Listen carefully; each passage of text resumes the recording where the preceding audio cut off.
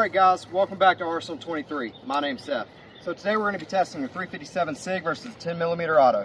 Now the guns we're going to be testing today is the Glock 33 with its 3.5 inch barrel and the Glock 29 with its 3 3/4 inch barrel. Alright, so let's learn a little bit more about both cartridges. The 10mm auto was introduced in 1983 and was adopted by the FBI following the aftermath of the tragic Miami-Dade shootout in the mid-1980s. The additional power offered by the 10mm was undeniable, but came at a cost with excessive recoil. Due to this, Smith & Wesson shortened the 10mm case and introduced the 40 Smith & Wesson, seen here to the left of the 10mm. The 40 Smith & Wesson soon overshadowed the 10mm due to its reduced recoil, but also had reduced terminal ballistics. If only there was a way to get the same performance with less recoil.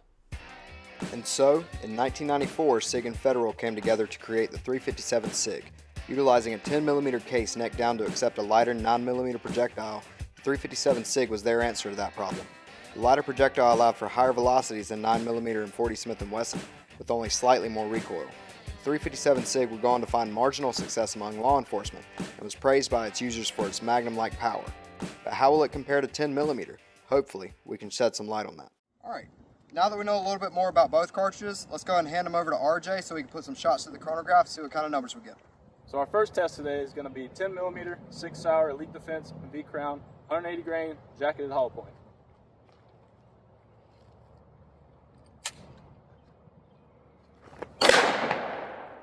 $12.83, $12.88, $12.79.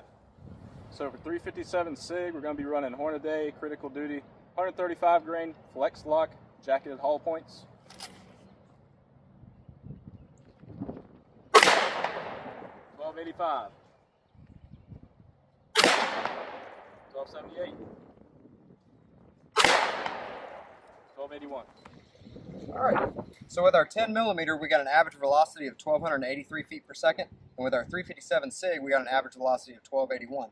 Now those are similar velocities, but remember that 10mm is pushing that 180 grain bullet over that 357 SIG pushing the 135. This translates into an energy foot-pound reading for the 10mm as 658 energy foot-pounds with only 492 energy foot-pounds for the 357 SIG. So let's figure out, does size matter? So to figure that out, we're going to use the same ammo in the 10mm in this penetration test. This penetration test consists of 10 pine wood boards and 2 water jugs behind.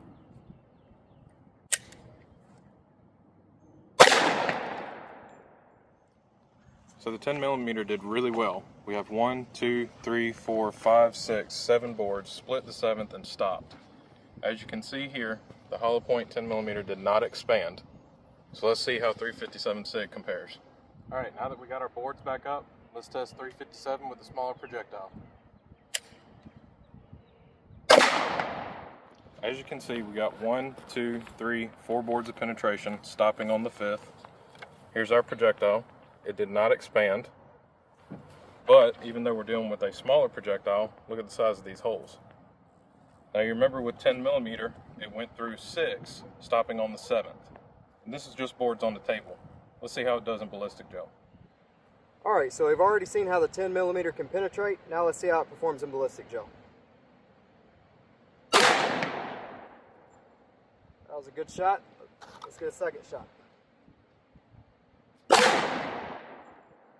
Alright, now let's see how that stacks up against 357 SIG. So now I've got the 357 SIG. Let's see how it does.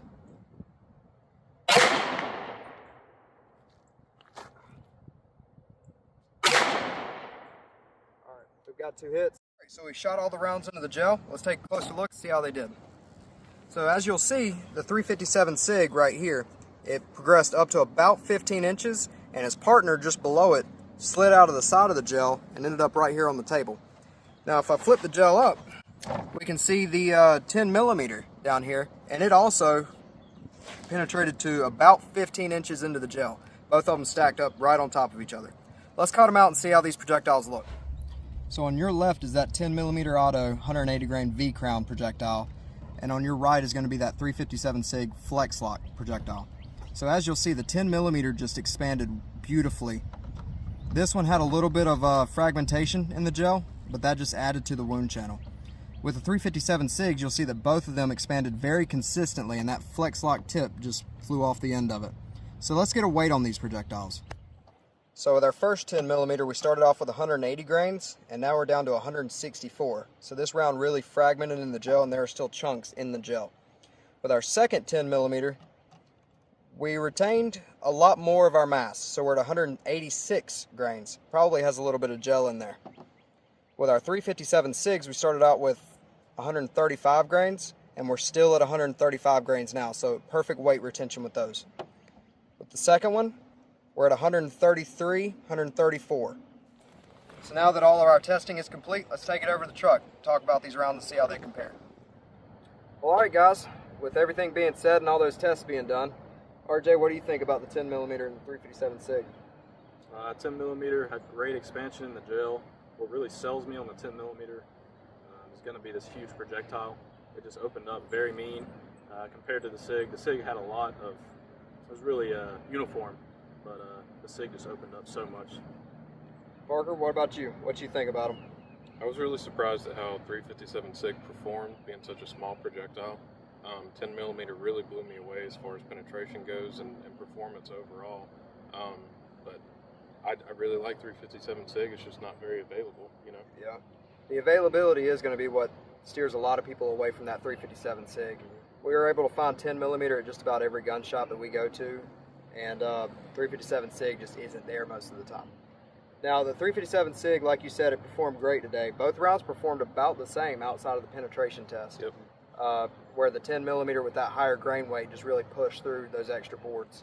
So RJ, which one would you go with if you had the choice between the two?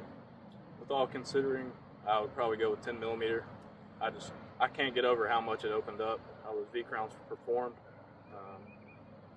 Even though the gun is a little bit thicker, I would choose a 10 millimeter. What about you, Parker? If I was recoil sensitive, 357 SIG. Yeah. If I wasn't recoil sensitive, 10 millimeter all day. I think I'm going to have to go with you guys on this. I think the 10 millimeter just really showed its colors today, and it was a whole lot meaner throughout every test. Yeah, definitely. But, all right, guys, that's all we have for you today. You still live? Is that all we got for today? I mean, I don't know what else we can give them.